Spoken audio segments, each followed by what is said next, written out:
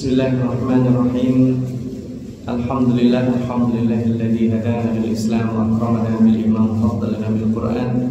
Allahumma shalli wa sallim wa barik ala nabiyyina Muhammadin sallallahu alaihi wasallam wa ala alihi wa ashabihi kiram, amma ba'd. Bapak Ibu salihin-salihat yang berbahagia, alhamdulillah pagi hari ini memulai tahun baru Hijriah di 1447 Hijriah, kita mulai dengan kesyukuran kita kepada Allah Subhanahu wa taala. Dan ini adalah Jumat pertama di tahun yang baru. Mudah-mudahan hari ini menjadi saksi baik kita di hadapan Allah Subhanahu wa taala, dan kita masih melanjutkan halaqah tadabbur kita. Insyaallah kita akan tadabburi 4 ayat di surat Al-Ahzab, yaitu ayat 51 sampai 54, meneruskan bahasan sebelumnya, yaitu terkait dengan kekhususan Nabi Muhammad SAW. Beliau dibolehkan untuk menikahi seorang perempuan yang menghibahkan dirinya, tetapi ini digarisbawahi khusus untuk Nabi, termasuk istri beliau yang jumlahnya di atas 4, itu juga khusus hanya untuk Nabi Muhammad SAW. Tapi kita jangan berhenti di situ, karena musuh-musuh Islam senantiasa menonjolkan ini, bahwa Nabi Muhammad punya istri banyak, berarti dia bla bla bla dan seterusnya. Tentu itu tidak seperti yang dibayangkan orang, karena pada umumnya istri-istri beliau adalah para janda yang motif pernikahannya juga sangat banyak sekali. Tentu tidak seperti hanya yang ditunjukkan pada kesempatan dunia modern hari ini, orang semata-mata melakukan pelampiasan hawa nafsunya. Wal'iyadzubillah. Baik, kita lanjutkan ayat 51. A'udzu billahi minasyaitonir rajim. Turji man tasha'u minhunna wa tu'wi ilaika man tasha' wa man ibtaghaita mimman 'azalta fala junaha 'alayk dzalika adna an taqarra a'yunuhunna wa la yahzanna wa yardayna bima ataytahunna kulluhun wallahu ya'lamu ma fi qulubikum wa kana Allahu 'aliman halima. Engkau boleh menangguhkan dari menggauli siapa yang engkau kehendaki di antara mereka para istrimu. Boleh pula menggauli siapa di antara mereka yang engkau kehendaki. Dan siapa yang engkau ingini untuk menggaulinya kembali istri-istrimu yang telah engkau sisihkan, maka tidak ada dosa bagimu. Yang demikian itu lebih dekat untuk ketenangan hati mereka, dan mereka tidak merasa bersedih. Mereka rela dengan apa yang telah engkau berikan kepada Allah, kepada mereka semuanya, dan Allah mengetahui yang tersimpan dalam hatimu, dan Allah Maha mengetahui lagi Maha penyantun. Nah, ini terkait dengan kondisi yang sangat wajar sekali. Ayat ini diturunkan ketika sebagian istri Nabi itu cemburu. Ada yang meminta tambahan uang belanja, ya, bahasa kita. Lalu kemudian Nabi Muhammad memutuskan untuk tidak mendatangi mereka, ya, karena itu mereka takut diceraikan. Maka yang terbaik adalah kamu kembali aja. Jadi ini sesuatu yang sangat lumrah sebenarnya. Kenapa ini dicontohkan pada diri Nabi? Karena beliau itu menjadi teladan. Jadi dalam menghadapi kehidupan rumah tangga, Rasulullah SAW adalah teladan yang baik. Dalam hal ini Rasulullah SAW ternyata tidak sepi dari, dalam tanda kutip, mungkin kalau bahasa kita hari ini disebut dengan konflik, tapi mungkin tidak etis kita menyebutnya, karena Rasulullah SAW tidak pernah berkonflik dengan istrinya. Ini lebih cara beliau memberikan pendidikan dan mendewasakan para istri Nabi yang semuanya kecuali satu saja adalah sudah pernah menikah. Jadi kecuali Aisyah, selain Aisyah mereka semuanya sudah memiliki pasangan hidup sebelum Rasulullah SAW. Jadi ini juga menjadi sebuah pembelajaran bagi setiap laki-laki sebagai kepala rumah tangga, bagaimana cara berinteraksi dengan istri yang berbeda-beda, atau secara umum tabiat perempuan yang berbeda-beda itu Rasulullah SAW ajarkan cara berinteraksi. Karena di sini yang dimaksud disisikan itu kalau boleh memberikan ilustrasi dan analog, katakanlah ini jatahnya ibunda fulana, kemudian hari berikutnya ibunda fulana, nah itu beliau tidak datangi, ya, jadi tidak didatangi karena ada tadi itu ada yang minta tambahan uang belanja, ada yang merasa cemburu dan seterusnya. Maka Rasulullah SAW kemudian dalam tanda kutip diberikan teguran oleh Allah, tidak ada masalah, kamu datangi aja, karena kalau tidak begitu nanti mereka merasa diceraikan. Ya, jadi ini juga tidak bagus kalau misalnya kita diem-dieman sama istri kita, itu ada batasnya. Karena kalau didiemin terus, itu lama-lama menjadi canggung di dalam berinteraksi. Sebenarnya statusnya apa sih? Maka nanti dalam perkembangannya ada yang disebut dengan al-ila, ada yang disebut dengan zihar. Itu adalah adat-adat di zaman beliau hidup, ada menggantung hubungan suami istri. Ya, contohnya zihar. Zihar itu mungkin hari ini tidak ada, tapi isyarat yang disebutkan oleh seorang laki-laki kepada istrinya, misalnya, oh punggung kamu sama seperti punggung ibuku. Nah itu bahasa halus bahwa saya tidak halal untuk berhubungan badan maksudnya. Tetapi kemudian perkataan itu menjadi tanggung, gitu. Tanggung dalam artian tidak diberikan nafkah batin, bahkan kadang tidak diberikan nafkah zahir, tapi statusnya tidak dilepas. Nah itu nanti ada syariatnya bahwa seperti itu tidak dibenarkan. Demikian ada ilah. Jadi tidak boleh menggantung status hubungan suami istri. Bahkan termasuk misalnya meninggalkan istrinya dalam waktu atau jangka waktu yang cukup lama, maka itu juga nanti dipertegas bahwa ketika sang istri tidak ridho dengan perlakuan itu, dia dibenarkan untuk melakukan permohonan cerai kepada pengadilan kalau bahasa hari ini, kepada al-hakim. Yang itu dibenarkan. Nah ini Allah SWT halus sekali cara menyampaikan, dan kita ingat ini semuanya pelakunya langsung beliau. Jadi itu yang menjadikan berat syariat ini adalah karena Rasulullah SAW sendiri yang melakukan semuanya ini. Dari sejak menikahi Zainab binti Jahsh, ini syubhatnya banyak ya. Karena mohon maaf Bapak Ibu hadirin sekalian, tapi ini kalau saya dipotong di sini itu bahaya juga. Jadi tidak semua istri Nabi yang janda itu adalah tua. Ini juga perlu, nggak harus digarisbawahi sih, bahaya juga kalau digarisbawahi. Nanti jadikan alasan itu kan kata Ustaz nggak harus tua, nah itu bahaya juga. Dan di antara istri Nabi yang tidak terlalu tua itu adalah Zainab binti Jahsh. Ya, karena belum sempat punya anak dengan Zaid ya, Zaid bin Harisah. Sehingga Zainab binti Jahsh ini pada saat akan dinikahkan dengan putra angkat beliau yaitu Zaid bin Harisah, putri bangsawan. Jadi orangnya terdidik, cantik dan seterusnya lah istilahnya, kalau bahasa hari ini priayi lah istilahnya. Nah sehingga muncul syubhat, ini sadis sekali syubhatnya itu bahwa Rasulullah SAW itu sejak dari awal sudah ngincar gitu. Nah itu kan jahat sekali. Padahal sebenarnya beliau yang mencarikan Zaid ya, bukan orang lain. Beliau yang mencarikan. Jadi itu syubhat yang tidak terjawab ya, artinya salah di dalam menuduh Nabi Muhammad SAW. Maka kemudian tafsiran ayat-ayat yang tidak benar itu dilarikan ke situ.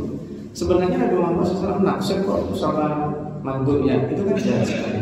Yang terjadi sebaliknya, karena ketika minta nasihat supaya saya punya masalah nih dengan istri saya, kata Rasulullah, amsik alika zaujah, tahan, jangan dicerai. Itu kan berarti menandakan memang Rasulullah SAW menginginkan sesuatu yang baik pada keluarga Zaid dan Zainab. Tapi kemudian apa yang terjadi? Allah menurunkan perintahnya lain, ceraikan itu istri Zaid. Nah, itu kan sudah kita bahas beberapa pertemuan yang lalu. Itu berat, tidak mudah. Makanya Allah kemudian mengatakan, "Maka Muhammadun aba ahadim min rijalikum." Jadi Rasulullah SAW bukan sekedar seorang ayah, walakin Rasulullah wa khataman nabiyyin, tetapi beliau adalah seorang rasul dan akhir daripada nabi. Lalu kemudian ada pada pertemuan yang lalu bahwa jika ada seorang perempuan yang menghibahkan dirinya, itu dibolehkan. Dan itu tidak berlaku bagi selain beliau. Bahaya kalau seandainya itu dibolehkan pada selain beliau. Kali ini modusnya akan sangat banyak sekali. Sudah seperti itu saja, banyak menggunakan modus yang tidak benar ya. Baik, kita cukupkan sampai di situ ya. Kita lanjutkan ayat 52. La yahillu lakan nisa'u min ba'du wa la an tabaddala bihinna min azwajin walau a'jabaka husnuhunna illa ma malakat yaminuk wa kana Allahu ala kulli syai'in raqiba. Tidak halal bagimu Muhammad menikahi perempuan-perempuan lain setelah itu. Nah, ini sudah close ya. Jadi sudah tidak ada tambahan lagi. Dan tidak boleh pula mengganti mereka dengan istri-istri yang lain ya. Meskipun kecantikannya menarik hatimu, kecuali perempuan-perempuan hamba sahaya yang kau miliki, dan Allah Maha mengawasi segala sesuatu. Jadi ini sudah close, sudah tidak dibolehkan menikah lagi dengan alasan apapun. Karena sebelumnya kan beliau ingin menikahi putri dari suku Bani Mustalik, Maimunah gitu ya. Nah, itu tujuannya untuk melunakkan. Jadi dulu dakwah itu dilakukan dengan pernikahan ya, putri kabilah fulan, putri kabilah ini, putri kabilah ini. Dan tujuan yang lain juga karena putri suaminya dulu adalah seorang mujahid yang berjasa dan dia tidak ada yang menanggung. Ini banyak ya alasan pernikahan beliau dengan istri-istri beliau. Nah, selain tidak ada lagi, sudah close. Nah, yang menarik adalah pekan lalu ada yang bertanya ya, apa sih wa ma malakat yaminuk? Budak. Nah, ini poin yang ditafsiri oleh sebagian orang. Saya nggak enak mengatakan salah kaprah ya. Persepsi yang tidak sama dengan zaman kita. Mari saya ajak Bapak Ibu, bagaimana buruknya struktur sosial ketika beliau diutus. Bukan hanya berlaku di lingkungan Arab ya. Ini perlu didudukkan juga, bahwa perbudakan itu terjadi di seluruh dunia pada waktu itu. Jadi jangan sampai kemudian kita hanya menggambarkan ketika menyebut Arab jahiliyah itu yang jahil hanya bangsa Arab. Nah, itu juga salah kaprah. Sekelas Romawi dan Persia yang pada waktu itu maju berperadaban, perbudakan itu bukan hanya masih ada, kejam sekali. Ya, apa yang disebut budak? Nah, ini Bapak dan Ibu nggak kebayang kita hari ini, karena hari ini seharusnya tidak ada perbudakan, meskipun faktanya ada. Hari ini perbudakannya lebih sadis dan lebih kejam, Bapak dan Ibu. Orang bekerja, ditahan paspornya, tidak dikasih upah. Kalau dia lari dibunuh. Masih ada hari ini. Terutama para perempuan. Itu yang dikenal dengan sebutan hari ini human trafficking, penjualan manusia. Dulu itu lebih kejam dari itu. Bukan hanya dia disuruh kerja, budak itu properti. Jadi budak itu di zaman itu properti, sehingga dia bebas mau ngapain aja, bahkan mau membunuh juga nggak salah. Ya. Jadi dibebaskan, maka turun syariat. Ada turun syariat mengatur itu. Bagaimana kalau budak melakukan kriminal, hukumannya setengahnya dari orang merdeka. Bagaimana kalau mereka itu dikriminalisasi, Ya, mereka itu dituduh atau mereka menjadi korban. Ya, kalau jadi korban bagaimana dan seterusnya itu diatur sampai sedetail itu. Nah, pertanyaannya apakah kok dalam Islam mengakui perbudakan? Betul, mengakui perbudakan, tapi jalannya untuk membebaskan. Makanya Bapak dan Ibu kalau lihat syariat di dalam agama kita, dari sejak hukuman dari yang paling berat, ya membunuh, ya diat itu, sampai nanti ada membayar budak, artinya memerdekakan budak. Makanya sering kita dengar kalau hukumannya nanti ketika wa tahriru raqabatin mu'minah. Dzihar juga begitu. Orang bersumpah itu juga kafaratnya adalah memerdekakan budak. Jadi hampir semuanya itu selalu diingatkan merdekakan budak, merdekakan budak, merdekakan budak. Itu artinya apa? Luar biasa. Tidak langsung menghapus perbudakan seperti hanya menghapus dan mengharamkan yang lainnya, tapi perbudakan ini adalah memanusiakan diri sendiri. Jadi biar manusia merasa, masa sih iya dia manusia, saya manusia, hanya beda nasib aja. Dia masuk peperangan dan kalah, lalu kemudian dia dijadikan tawanan dan menjadi budak. Kan itu maksudnya malakat, ya, malakat yamin, itu milkul yamin, baik yang laki-laki ataupun yang perempuan. Hingga akhirnya diatur bahwa seorang perempuan yang menjadi budak bagi seorang laki-laki memang boleh digauli, tapi begitu digauli dan dia hamil, maka pada saat dia lahir status budaknya selesai. Makanya nanti ada istilah umul walad ya. Karena begitu lahir ya itu anaknya majikannya, ya, dan dia sudah tidak bisa menjadi budak. Jadi diatur. Ada banyak syariat perbudakan yang mungkin di waktu lain atau Bapak dan Ibu bisa mulai searching terkait dengan syariat perbudakan. Ada pernikahannya, ya kan? Kemudian mereka juga ketika ingin menikah itu majikannya juga harus melakukan. Ada seorang munafik yang memiliki budak-budak perempuan, lalu dia perintahkan budak-budak perempuannya untuk berzina, dan dia mengambil upah budaknya, itu dilaknat oleh Allah SWT. Itu juga ada di dalam surat An-Nur. Jadi sekalipun mereka budak, ada hal-hal buruk yang dilakukan oleh majikannya atau tuannya, itu dikecam oleh Allah SWT. Sehingga apa? Perbudakan pelan atau pasti itu akan hilang dengan sendirinya. Maka milkul yamin di sini jangan kita bayangkan bahwa Islam melegalkan itu, tapi justru sebenarnya Islam itu hendak memerdekakan manusia dengan cara membuat aturan. Ini mohon maaf juga Bapak sekalian, aturan tentang poligami itu juga tidak kalah sadisnya di dalam dipahami oleh bahkan bukan hanya musuh Islam. Sebagian umat Islam juga memandang syariat poligami ini secara berlebihan. Dalam artian yang satu, ayo dong, ini sunnah Nabi kerjakan, selalu semangat. Sebagian yang lagi juga ekstrim. Poligami itu tidak boleh, haram hukumnya. Ini sesuatu yang framing yang tidak moderat menurut saya. Karena ini adalah syariat Allah yang kita tidak bisa bahas pada satu titik tertentu. Membahas perbudakan ada di banyak ayat, ya, bukan hanya ayat ini. Membahas poligami, biasanya kalau bapak-bapak semangatnya surat An-Nisa ayat 3, melupakan surat An-Nisa ayat 129. Jadi lupa. Padahal poligami itu bukan syariat menambah istri di dalam sejarahnya. Poligami adalah syariat membatasi istri. Jadi para sahabat yang punya istri lebih dari 4, ayo kamu ceraikan. Kamu pilih dari 4 itu, ceraikan dengan baik-baik. Ya, jadi membatasi dalam sejarahnya. Kalau hari ini betul syariat menambah istri, tapi bagi yang mampu itu juga ada syaratnya. Jadi ini tidak usah buka ya, kalau dibahas nanti kita nggak geser ke ayat yang lain.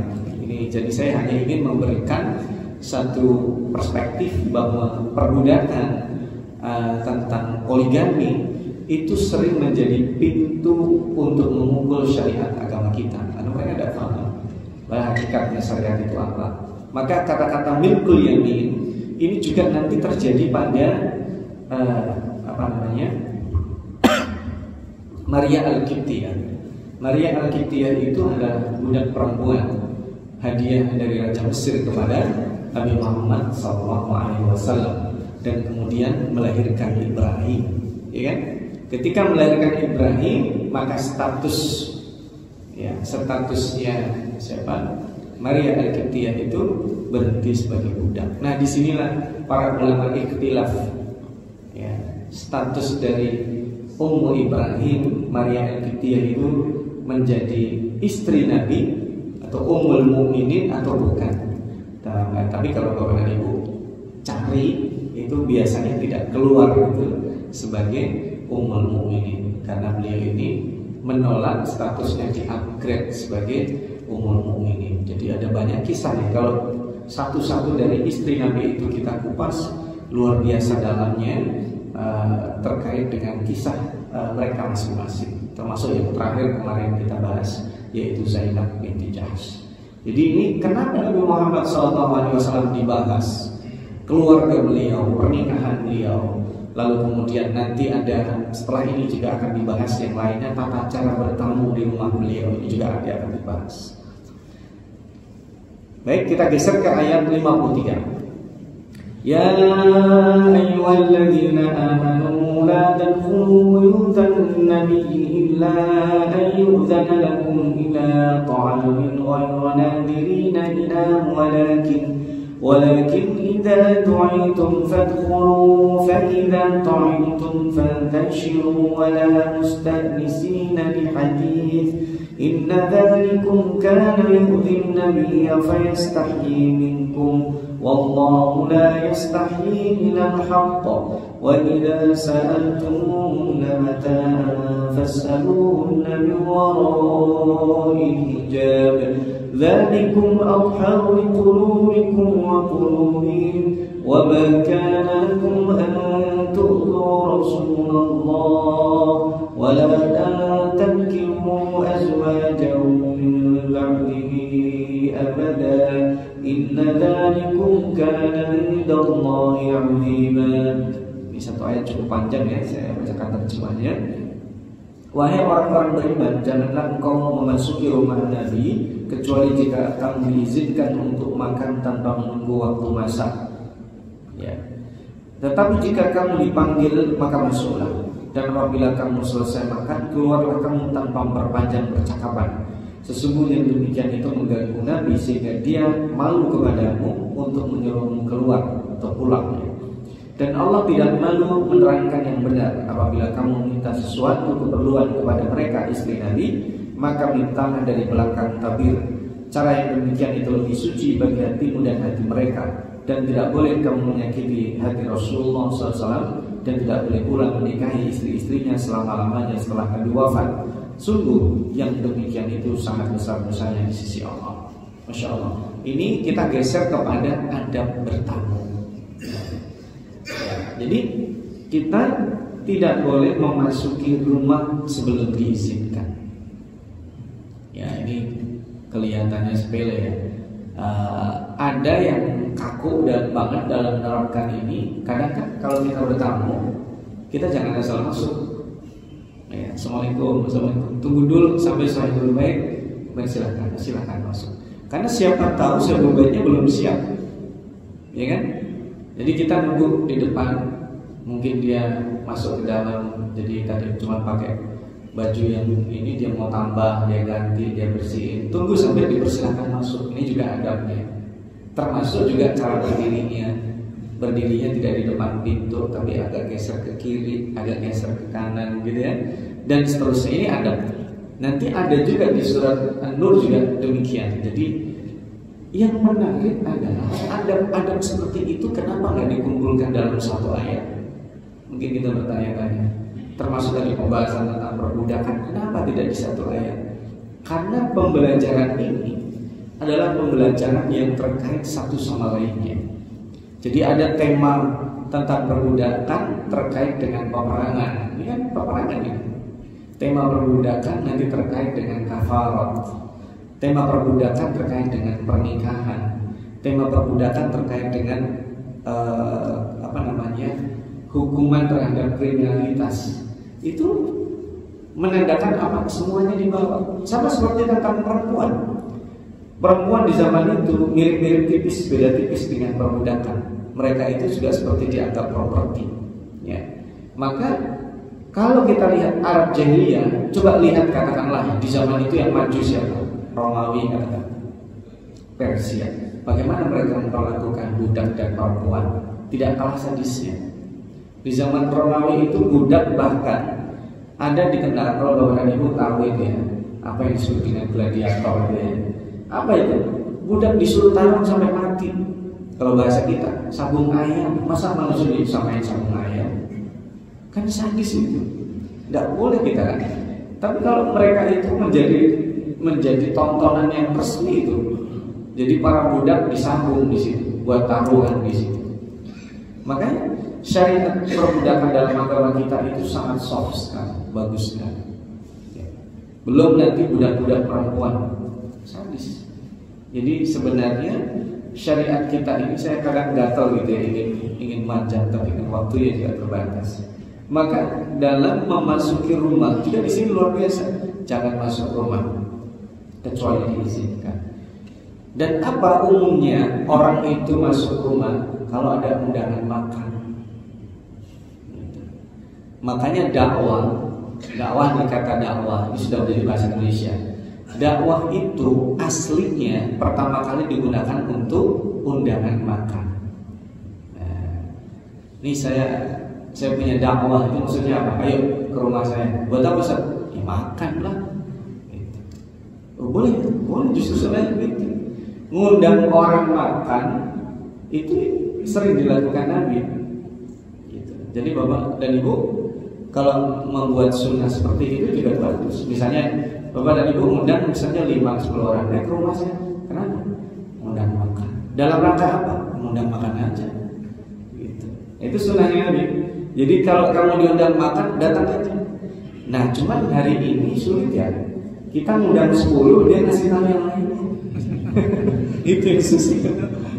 Tuan rumah siapnya 10. Kenapa yang datang 20? Makanya mohon maaf. Ini kalau ada walimah, kemudian kita tidak diundang, jangan datang. Ya. Terlepas dia lupa mengundang kita atau tidak. Masa saya nggak diundang Ustaz? Ya husnu kan bisa jadi kelewat, bisa jadi memang dia nyiapkan porsinya, kita bagian yang terkapan-kapan aja, namanya orang dekatnya. Sekarang yang jauh diundang. Nanti yang kita dekatnya mungkin minggu depannya atau kapan lagi, karena terbatas anggarannya. Kita harus nonton. Jangan sewa dan di dalam walimah. Nah, kadang juga soal kita, maaf ini terjadi, saya ngalamin. Yang jauh undang. Yang dekat belum makan. Itu juga bagian dari manusia, sifat manusia. Saya pernah disampaikan Ustaz, antum dulu munajat gini nggak undang yang benar. Saya tanya itu istri saya, oh iya kelewatan. Nah itu lain, kalau kelewatan kita harus meminta maaf gitu. Tapi kalau kita tidak diundang di acara walimah, jangan datang.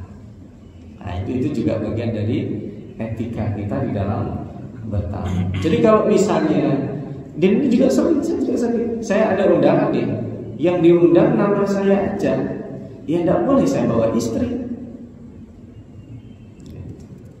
Kadang main bawa aja itu istrinya. Nah, kadang juga ditambah lagi, udah bawa istri, anaknya 4, bawa semuanya. Jadi bawa istri sama 4 anak bawa semuanya. Nah itu juga bagian dari etika. Kecuali kita punya anak gak ada yang jagain di rumah, itu juga darurat.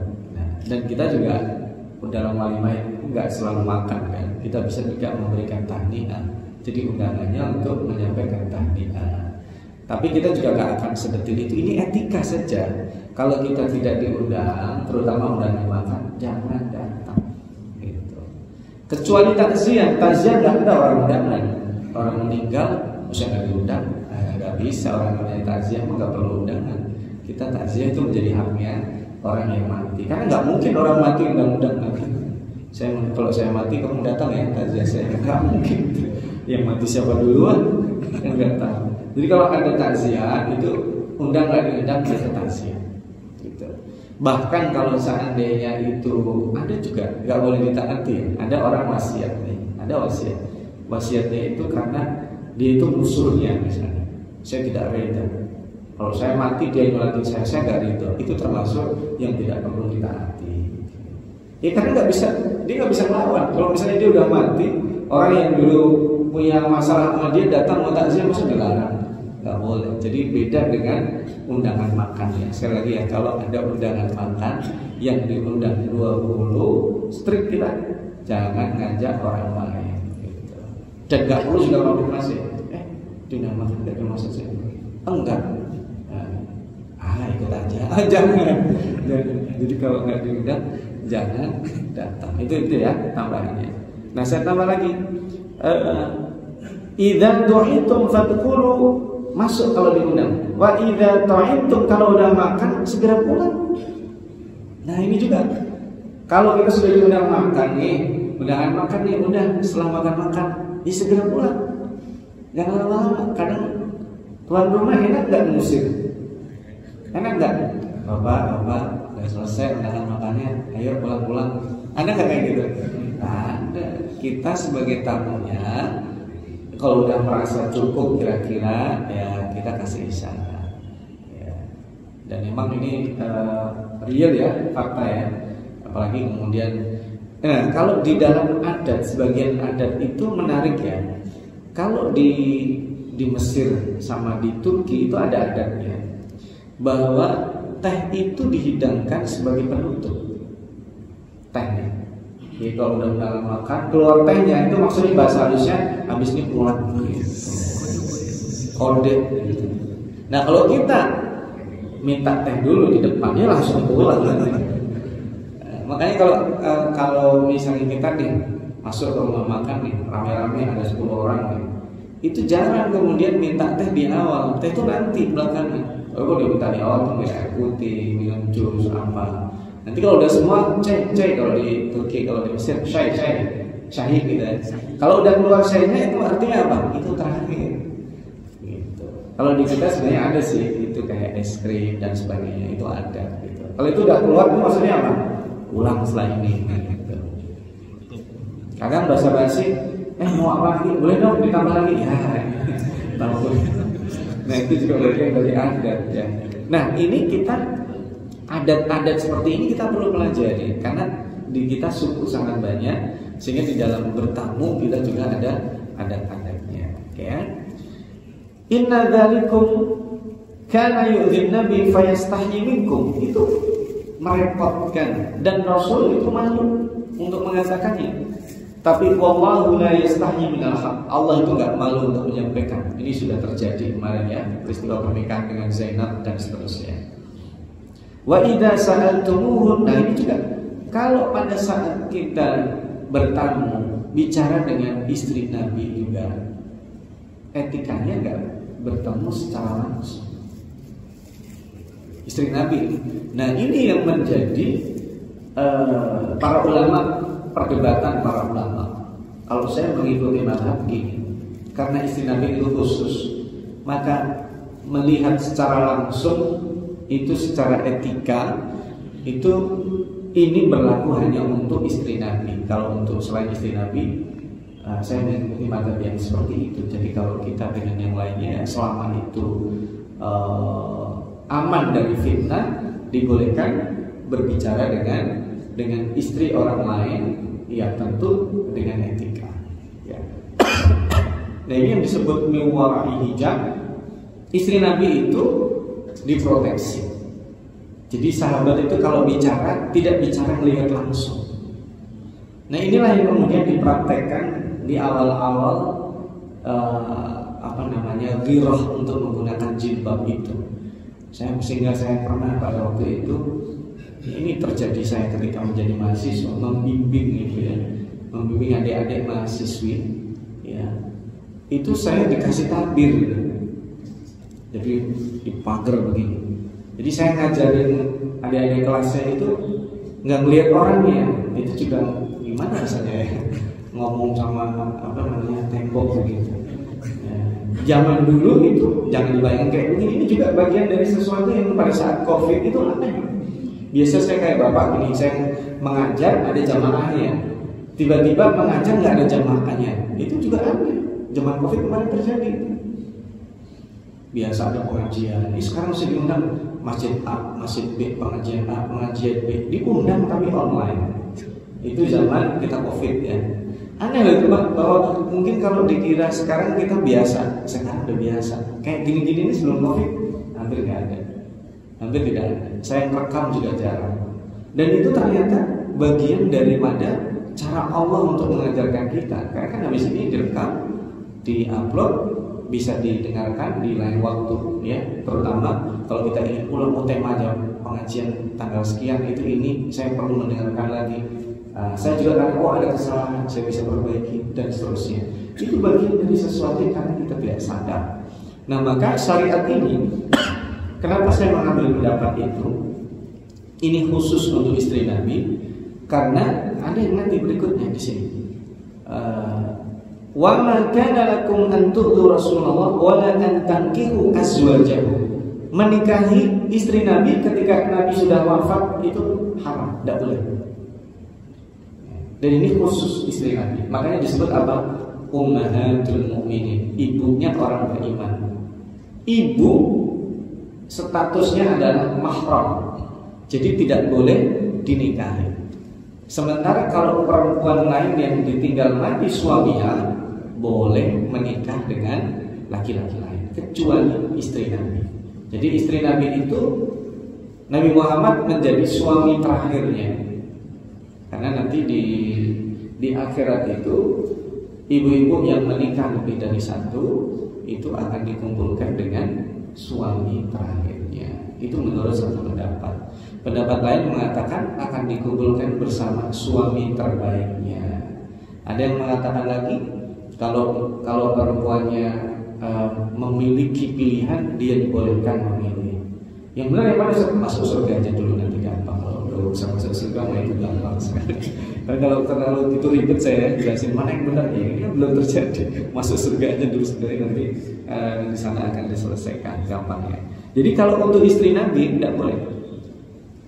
Ya, Zainab binti Jahasy Nabi Muhammad meninggal, tidak boleh dinikahi. Hafsah Nabi Muhammad meninggal, tidak boleh dinikahi. Ya kan? Aisyah radhiyallahu anha Nabi Muhammad meninggal, tidak boleh. Padahal Aisyah itu masih sangat muda ketika Nabi Muhammad SAW meninggal. Dan itulah juga luar biasa. Aisyah itu diciptakan Allah, dinikahi Nabi Muhammad masih sangat muda supaya bertahannya lama. Kenapa? Karena dari beliau hadis-hadis tentang keluarga banyak. Kok beliau? Karena mengungkapkan hal-hal yang sifatnya private perlu waktu. Maka Rasulullah SAW itu ketika dia bergaul dengan istri-istrinya seperti apa, bahkan pada hal-hal yang sangat private ya, ketika haid, ketika berhubungan suami istri, ketika mandi junub dan seterusnya, itu hadis dari Aisyah. Dan itu tidak langsung serta-merta, karena perlu waktu panjang. Makanya Aisyah menjadi guru dari para sahabat yang lainnya, terutama dalam hal yang terkait dengan hubungan Nabi dengan istri-istrinya di keluarga beliau. Nah, ini menjadi kekhususan ya tadi. Apa yang pertama? Kalau berbicaralah di balik tabir. Kalau setelah beliau wafat, jangan nikahi istrinya. Ini juga bagian dari kekhususan Nabi Muhammad SAW. Di ayat terakhir kita baca ya, karena waktunya sudah habis. In tubdu syai'an aw tukhfuhu fa innallaha kana bikulli syai'in 'alima. Jika kamu menyatakan sesuatu atau menyembunyikannya, maka sesungguhnya Allah Maha mengetahui segala sesuatu. Ini tambahan bahwa baik kita atau Nabi atau siapapun yang ada di dalam kalbu kita, malaikat tidak tahu, tapi Allah Maha tahu. Motif kita bersedekah, motif kita mendamaikan orang, motif kita berkata baik, motif kita melakukan kebaikan, itu malaikat cuma mencatat. Orang hanya melihat. Fakta yang sesungguhnya Allah Maha tahu. Makanya Allah akan memberikan beda nanti merevisi apa yang dicatat malaikat, karena Allah mengetahui ini motifnya apa, ini motifnya apa, ini motifnya apa. Maka sholat berjamaah kita itu kalau bagi malaikat tanggung renteng. Begitu Allahu Akbar, catat nih yang jamaah subuh ini fulan. Wa Qur'an al-fajri kana wa Qur'an al-fajri wa kana Qur'an al-fajri masyhuda. Dan bacaan Al-Qur'an di waktu subuh masyhuda, malaikat menyaksikan juga. Malaikat shift malam dicatat, shift fulan sholat subuh. Malaikat shift pagi datang nyatet, malaikat memulai catatannya, yang satu mengakhiri catatannya. Maka dikatakan wa Qur'anul fajri kana masyhuda. Jadi sholat subuh kita tadi itu yang nyatet dua malaikat. Malaikat shift malam dia mau setoran ya. Malaikat shift pagi dia mulai baru datang. Jadi dicatat oleh kedua itu ya. Sehingga malaikat itu tanggung renteng si fulan sholat.